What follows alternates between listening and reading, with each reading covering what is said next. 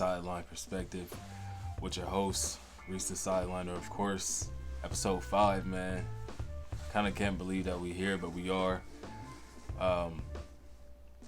This is something, like I've mentioned before, that I've always wanted to do, but just for whatever reason, I didn't do it. But now that we're into it, I can't see myself not doing it for the foreseeable future. So let's continue to progress. At the current moment, I have a video up right now. Funny enough, it's a God of War video that has amassed 812 views. That is the most views I've ever achieved on a video. So, I'm feeling pretty happy about that. And, we're progressing towards 100. We're on the road to 100, 6 subscribers away. So, if y'all couldn't do me that's solid, and go ahead and subscribe to your boy. Not only is this a basketball channel, like I just mentioned, I have a God of War video up. It's a gaming channel as well, so if you're into that, I do that as well. Vlogs whenever I feel like it the video calls for a vlog. I do a lot of stuff. Some of it's not on this channel. I have another channel that I work on. But with that being said, let's get into the episode, man. We got a lot on the slate today. All-star teams, the full teams have been announced. We also have the rising star teams that have been announced. We have Joel Embiid, who suffered an injury. Pretty concerning there, especially considering the fact that we've mentioned that he was just a few games away from being ineligible for that MVP threshold of that 65 games. Tyrese Maxey. We'll get into that. Tyrese Maxey, 51 points last night. I am recording this a day early just so I can chill on the weekend, get it out the way. I'm off today, so might as well record it. Tyrese Maxey's 51 points, as well as we had a minuscule, somewhat trade go down between the Rockets and the Grizzlies and the Knicks. They are currently on a 9-game win streak, the hottest team in the league right now. So go ahead, subscribe. Just stay with your boy. We, like I said, progressing on that road to 100. Stay tuned for the rest of this episode. And let's get right into the all-star teams. Eastern Conference, the starters have been named for a week now. The reserves were named last night, I want to say. So you got Giannis Antetokounmpo, Joel Embiid, who most likely will be replaced if this injury is too severe. Like I said, we'll get into that later. Tyrese Halliburton, Damian Lillard, which was the most controversial, the only controversial starter that was named, and then Jason Tatum. Off the bench, you have Bam Adebayo, Paolo Banchero, come on now. Paolo Banchero, Jaylen Brown, Jalen Brunson, Tyrese Maxey, Donovan Mitchell, Julius Randle, who is also injured. He may have to be replaced because, he won't be reevaluated for another 2 to 3 weeks. That's also something we'll be getting into later when we speak about the Knicks and their 9-game win streak. But like I mentioned about Dame, it was a little controversial him being in that starting role, especially considering how slow he started off his season. Other guys like a Jalen Brunson or Donovan Mitchell, who a lot of people believe should or could be the starter, even Tyrese Maxey, they've just had better seasons than Damian Lillard from the start up until now. So that's really the fan vote. That's been, you see that a couple times throughout these voting instances, how like if you move out west, you got Luka, KD, Shea, Bron, Jokic in the starting lineup. A lot of people would argue that LeBron, seeing how the Lakers are so bad this season, shouldn't be an all-star starter, and that the Lakers shouldn't have 2 all-stars. Anthony Davis also made this list as a reserve with Stephen Curry, who a lot of people, including myself, don't really think should be an all. Well, I'm not gonna say I don't think Steph should be an all-star. I just think that there are other guys that are more deserving of these spots, seeing how they have been having success with their team as far as, winning games, seeding, and things of that nature, individual statistic success and things like that. I think those guys are more deserving in this particular season than an Anthony Davis or a Stephen Curry. But the rest of that list: Devin Booker, Anthony Edwards, Paul George, and Kawhi Leonard, and then Karl Anthony Towns is the second All-Star for the Minnesota Timberwolves. And I'm glad that they got 2 All-Stars. Give them the respect. They've been solid, really, really solid for majority of this season, holding that 1 seed, going back and forth for OKC for the 1 and 2 seed. So I really, really like that a lot. Moving on back to the Eastern Conference. There are 2 guys that are injured right now, in Julius Randle and Joel Embiid. We aren't honestly completely sure how severe Joel Embiid's injury is. The team just said he'd be, held out through this weekend. So maybe Sunday, Monday morning, it'll come out what the evaluation of that injury actually is. But he could be replaced, and then Julius Randle being reevaluated in 2 to 3 weeks.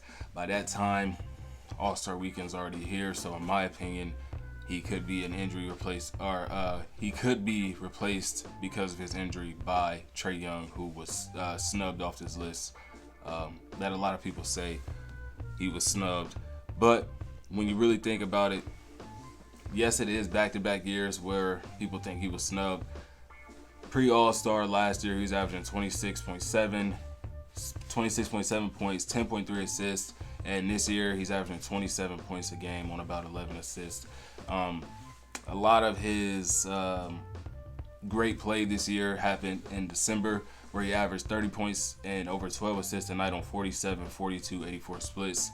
But the most alarming part about his game statistically is the turnovers. He averaged about 4, 5, even 5 turnovers throughout some points of this season alone. But that's kind of to be expected when he's averaging 10, 11, 12 assists a night, and he is 6'1", so a lot of his passes aren't getting over, the defenders the way that Luka Doncic or Shai Gilgeous-Alexander or Tyrese Halliburton's passes would. So we gotta honestly be real with ourselves, though. The Hawks are bad, bro. They're not a good basketball team. They're currently sitting 10th in the East right now, but they're 7 games below 500, 16 games back from first. The only other All-Star out East in play-in territory, being an 8th seed with the Orlando Magic, would be Paolo Banchero. Bam Adebayo as well. The Miami Heat, are they? They may be 7th or 6th or 7th, I want to say. But, yeah, only other All-Stars in play-in territory out East are those 2 guys. But those teams have been, outside of the Miami Heat the past week or so, they have been playing very well for the majority of this season. The Orlando Magic specifically held the 2nd seed early on in this star-studded Eastern Conference with the Milwaukee Bucks, Philadelphia 76ers, and Boston Celtics. They were the 2 seed for about a week or so. They have been playing not so well ever since that, but they are still among the top teams in the East, while the Hawks are playing catch-up. Haven't really looked good since October, the start of the season, and they are having one of their best players in trade speculation since December, so it's kind of like the team is not good. Although he's playing very solidly, a lot of that is looked at as empty stats. I'm going to be real with you. So, like I said, he could be the replacement for Julius Randle or Joel Embiid, but he won't take that starter spot if it's Embiid. That'll be like a Bam Adebayo moving up or something like that. But at the same time, the team's not good, so he doesn't deserve that spot at this very moment. He is playing like an all-star. Yes, a lot of teams have people playing like all-stars, but they're just not going to make it. Like out west, you have no DeAaron Fox or Domantas Sabonis for the reserves on the Western Conference, but you got, like I said, Stephen Curry and Anthony Davis making it over them, being the 10th and 12th seeds out west. You could argue the case for De'Aaron Fox over Stephen Curry based off of the team's success alone, because Sacramento is the 5 seed out west, 8 games over 500, just 6 games back from first, while Steph and the Warriors like I mentioned, are the 12th seed at the moment, 4 games below 500 and 12 games back from first. But, you know, with everything that Golden State has been through this season, excuse me, with everything they've been through this season, you know, with the Draymond Green thing going on, having a new player and Chris Paul come in who, although he isn't the same player he once was, he is going to demand the ball because of the way that he plays the game. He is going to need the ball in his hands a lot.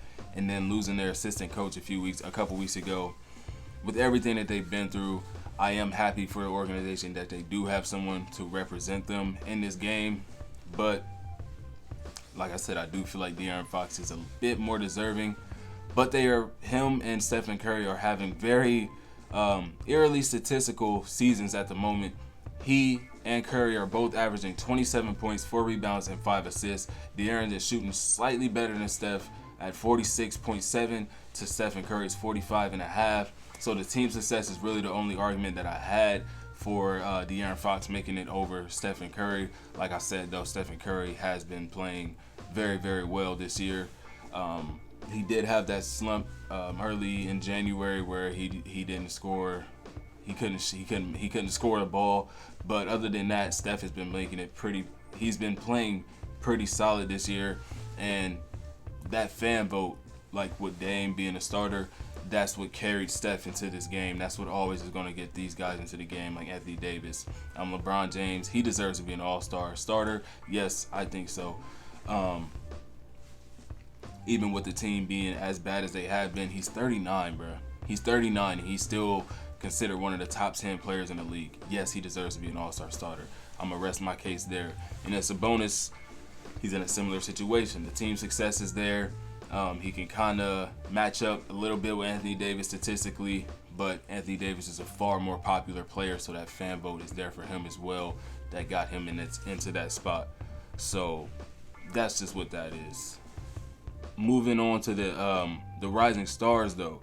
This one is pretty exciting. It's a Friday, February 16th at 9 p.m. Eastern Time. It's going to be the 2024 Panini Rising Stars game. You have the sophomores, the rookies, and then the G League Ignite, or just, the G League. Sophomore list. You have Paolo Banchero, Dyson Daniels, Jalen Duran, Jaden Ivey, Walker Kessler, Benedict Mathurin, Keegan Murray, Shaedon Sharp, Jabari Smith Jr., and J-Dub from OKC. For the rookies, Bilal Coulibaly, Keontae George, Jordan Hawkins, Scoot Henderson, Chet Holmgren, Hami Jaquez, Derek Lively II, Brandon Miller, Brandon Podziemski, Kaysen Wallace, and Victor Wembanyama. We have 3. OKC has 3 rising stars at the moment. 2 of them are rookies. Kaysen Wallace and Chet Holmgren, and then of course J-Dub. Hey, 3 rising stars, bro. This is what it's about, bro. This is how you build teams, bro. I couldn't be happier, bro. I found a way to sneak a little bit of Thunder talk in there. I don't have a, we lost to the Pistons, bro. I'm gonna just say that we lost to the Pistons, but the Wolves lost to the Spurs too. So I ain't really tripping like that. You know what I mean? But at the same time, a loss is a loss. We shouldn't have lost that game, especially they coming off a back-to-back. We shouldn't have lost that game. But at the same time, for the NBA G League, I might butcher a couple of these names. Izan Almanza of the G League Ignite, Matas Buzelis of the G League Ignite, Ron Holland from G League Ignite, Mac McClung from Osceola Magic, Tyler Smith from G League Ignite, Oscar Deshebwe from Indiana Mad Ants, and then Alondes Williams from the Sea Falls Skyforce. Whew. Yeah, butchered a lot of those names. I'm a big, NBA watcher. I don't really watch like college and high school like that, so I don't know who these young guys are for the most part until March Madness or until they get into the league. So that's on me. We're definitely gonna do better, bro. Trust me on that. My guy Pierre from used to be through the wire, now numbers on the board. He's a big. What college he go to, guys? So that's gotten me really wanting to get into like knowing, what college these guys go to and watching them while they're in college, because he's really he gets in depth with like scouting and things like that too. I think he could be a really good college scout. I don't know, but he has an eye for talent. He sees the game like a old head. So shouts out to my guy P. He don't really know me, but we've had a couple interactions on social media. He follows me on TikTok. So yeah, I give my shout out right there. But yeah, I don't really have much to say about that list. All of those guys are very much deserving of making those roster spots. So moving right along into a little bit of darker news. Joel Embiid, man. He's hurt, man. He's injured, and it's not looking good, man. Shams put out an article with The Athletic, who he's employed by, obviously. He states in the article, reigning MVP Joel Embiid suffered a lateral meniscus injury, he quotes it, on his left knee and will be out at least through the weekend, placing the defense of his lofty title in jeopardy, meaning his MVP title. He's awaiting further testing to determine whether a tear of the meniscus occurred or how severe the injury may be. So like I was saying earlier, we don't really know how severe he was injured. If you saw the play in the fourth quarter against the Golden State Warriors, he and Kuminga were going for a loose ball, and Kuminga inadvertently fell onto his knee, and he could have hyperextended it, but it is a meniscus injury. And per the new league rule, seeing how you have to suit up for 65 games at least to be considered for major awards like an MVP and All NBA and things like that, he only got 2 more games, bro. He only has 2 more games before he can't miss any more games. And that, yeah, they could fight a few of those, where he was just sitting out a couple weeks ago with a knee injury. Like I said, they had like 3 or 4 games where they sat him in a row. But now we see why he actually was dealing with an injury. But at the same time, it's like, man, we may see one of the greatest seasons be just swept under the rug and forgotten because he wasn't an MVP or an All-NBA, because he didn't meet that 65 game threshold. And it sucks, bro. It sucks. It honestly does. It's honestly a shame, bro. Like, he's been far and large the best and most dominant player in the league this year offensively, and it's going to be for nothing because, 1, he just might miss the threshold, and 2, they just might not raise that Larry O'Brien, depending on how serious this injury is. They might get knocked out early in the postseason, or they might not even they'll make it to the postseason, but they might not be able to make it run. So I don't know, man. Like I was saying, the casual fan 5 to 10 years down the line, this season will be forgotten by Joel Embiid because there was nothing to show for it.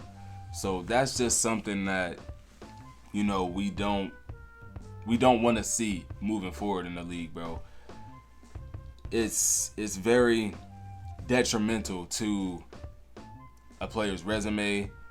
When you talk about Hall of Fame, where you place him on your all-time GOAT list, and just personally as well. Like, some of these guys have incentives into their contracts to make All-NBA teams. Tyrese Halliburton, if he misses a certain amount of few more games, whatever, he won't be able to make 40. He will miss out on $41 million. $41 million because he didn't play 65 games. Even if he got to 63. You missed it, bud. He didn't make All-NBA. We don't have to pay you that money. And it's just that because he didn't play those games. So it's like,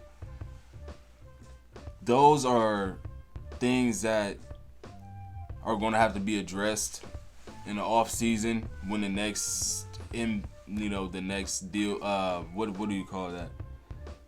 When they go and make the NBPA and all the board, like they come together and make that deal of the CBA. That's what it's called, the CBA meeting. That's going to have to be readjusted and somehow reconstrued to where these guys can still. Like, I was watching Gil's Arena before I started recording the show, and he was saying, or it may have been Rashad McCants. One of them were saying how it should be an injury clause within that 65 games. Yes, it was Rashad. How, let's say a guy misses 14 games because of injury, but he only missed 6-7 games because of load management, so to speak.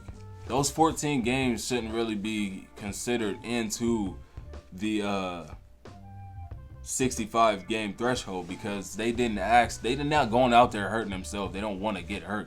That's just an accident. Those are freak accidents. Injuries are freak accidents. It's not something that's intentional, unless it's like a Grayson Allen from a few years ago, things like that. But I think that's a good point, bro. Like, injuries are a part of the game, yes, but it's something that you cannot control. You just can't control injuries. So with the season that Joel Embiid and Tyrese Halliburton are having, if they do miss those games and can't be All-NBA, like just All-NBA, forget MVP, they can't be considered for All-NBA.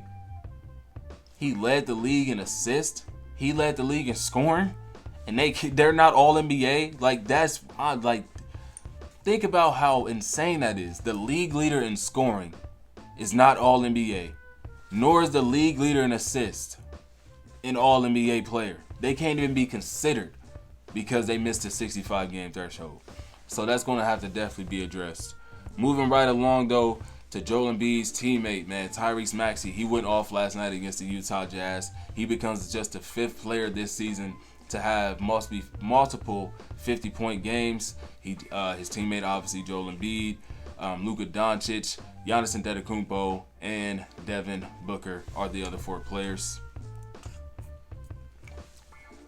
6 minutes into the first quarter, Tyrese Maxey has 16 points on 6 of 7 shooting to Utah's 14 points on 5 of 10 shooting. He was torching from deep, especially in that first half. He hit 5 or 6 threes. He had 30 points in the first half on 10 of 13 from the field. He got to any spot that he wanted, whether it was at the rim, whether it was behind the arc. He hit a couple really deep threes, like 30-footers. He was absolutely unguardable, and he was not looking to pass the ball at all in this game. He had 1 assist when he averages about 5 to 6. So this was his night, man. And they needed every single point that he put out.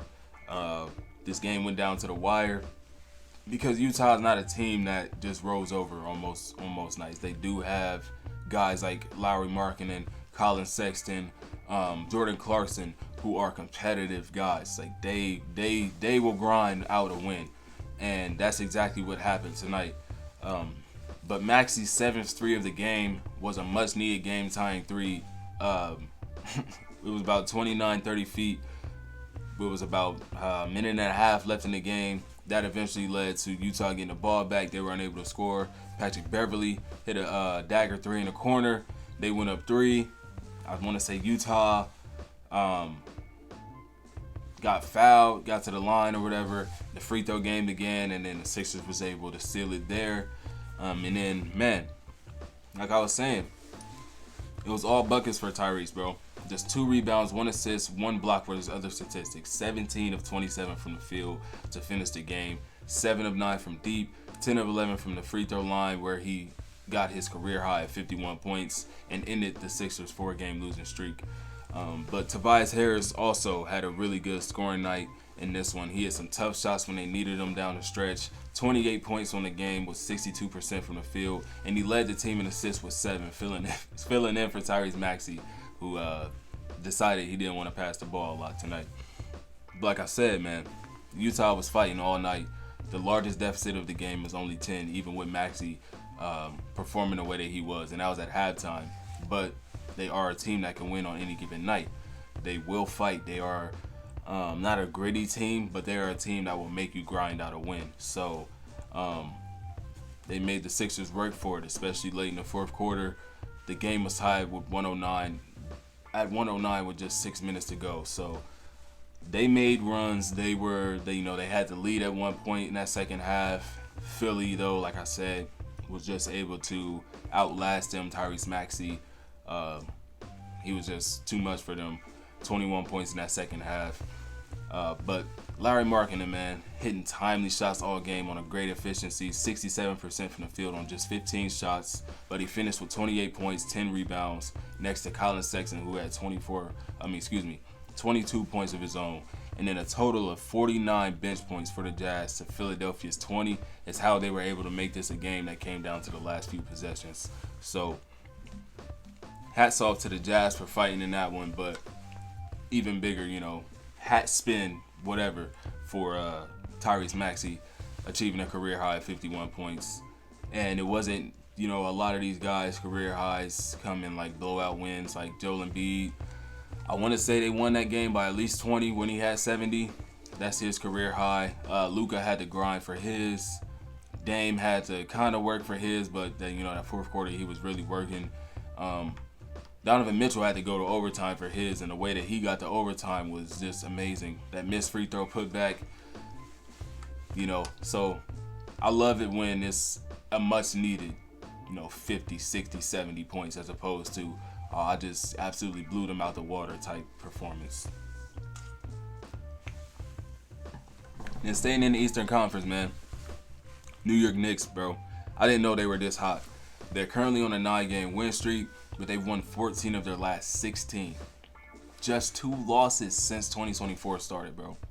That's insane. I didn't know they were that hot, bro. The hottest team in the league right now. They're currently sitting at the 3 seed out east. They're just a half game behind Milwaukee for second. And that has a lot to do with Jalen Brunson and Julius Randle. Although he is injured, they've been hooping. Jalen Brunson has averaged over 30 points a game, 7 assists on 50, 36, 85 splits. 10 games he scored over 30, and 2 of those he had 40-point games. One of those 40-point games was a near triple-double. Julius Randle has averaged 25 points, 8 rebounds, 5 assists, with shooting splits of 48, 37, 81, with a total of 6 30-point games. And he actually did end up achieving a triple-double. I want to say it was like 18, 16, and 10. So not quite the near 40-point one, but a triple-double is a triple-double. And then Dante DiVincenzo has been huge for the Knicks as well. Got to give him his praise. About 17 points a night since the new year. 3.5 rebounds, 3.3 assists, 1.2 steals, and he's shooting 40% from deep. The other night he had, 33 or something like that. He's really been surprising me this year, man. Like I mentioned earlier, Julius Randle is said to be reevaluated in 2 to 3 weeks, so he could miss up to about a month of action. But I think the Knicks can hold their own, honestly, man. Staying a top 4 seed, I don't see any problem with that. You got the Pacers right there. You got the Heat, the Bulls, the Magic. Yeah, those are the only real teams. I mean, not really the Bulls. I don't really consider the Bulls, but those are the teams in the seeding that could possibly take that spot. But like I said, Dante DiVincenzo has been balling. OG Anunoby, he's averaging 15 and shooting the ball pretty solidly. Jalen Brunson's been on a tear. Josh Hart's playing really good, and they could still possibly make another move by the deadline. So who knows, man? I really enjoy learning that New York has been hooping like that because they've had a lot of doubters. Candace Parker, I want to say that's who said it. Jalen Brunson can't lead a team, being the short point guard. Who else was it? What is her name? Oh man, I'm blowing right now. The legendary women's head coach. She coached with Popovich a couple years ago. I need to look up her name. I'm so sorry.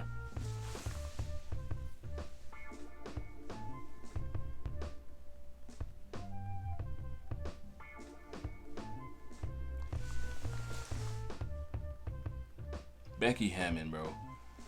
When she made those comments regarding Jalen Brunson being a small guard leading a team, it may have been towards Jalen Brunson, I'm not sure. But she was asked about it, and she gave the best and truthful answer that she could. So, hey, they are just one, maybe two pieces away from being a legit contender. I've said that before. If the Malcolm Brogdon deal could pan out for them, that would be huge. If they could get, I think Shams said they were interested in Monte Morris. So it's a couple things that they could do. There's a couple moves they can make. We just gotta wait and see. And then to close out the episode, shorter episode, Steven Adams and Victor Oladipo were traded for one another, and that was, that's out of nowhere, because if I'm not mistaken, neither one of those players have suited up this year. And what really does, I didn't know you could trade inter-players, one, and then two, what really does that do for these teams? I guess we'll find out. But Woj tweets, the Grizzlies are trading Steven Adams to the Houston Rockets for Victor Oladipo and 3 second-round picks. Adams is expected to be recovered from knee surgery that cost him his entire 2023-24 season this year. So the Rockets front office believes Adams brings the toughness and leadership that Coach Ime Udoka craves for his team, and that he still can impact game in limited role behind Şengün. So they're really bringing him in for another veteran and to play that bruiser role, I guess, behind Alperen Şengün, who doesn't really have a lot of body mass. The Grizzlies are creating more salary flexibility and draft assets around the 2024 offseason, where they'll get a chance at a high lottery pick and a chance to fortify a contender around Ja, Jaren, and Desmond Bane. These are all Rose tweets. I'm just reading them as they go. For the Rockets, they'll get a healthy Adams for the start of the 2024-2025 season to complement burgeoning star Alperen Şengün at center. Adams has been one of the league's best defensive and rebounding centers in recent years. The Grizzlies are acquiring 2 2024 second-round picks and a 2025 second-round picks in the Steven Adams trade with the Rockets. So, they're hoping that Steven Adams could come in and help them rebound, because before he went out, he was averaging, I want to say, just about 12 rebounds a game, one of the league leaders, and he actually was an offensive rebounding leader for a couple seasons right before he went out. So that would be huge for them on the defensive end. He's a big body. He's not really a shot blocker, but he can, stop players from just getting to the rim with ease. The Houston Rockets are in a position where they can catapult themselves into another trajectory of where their team could go over these next few years. It's Houston, OKC, and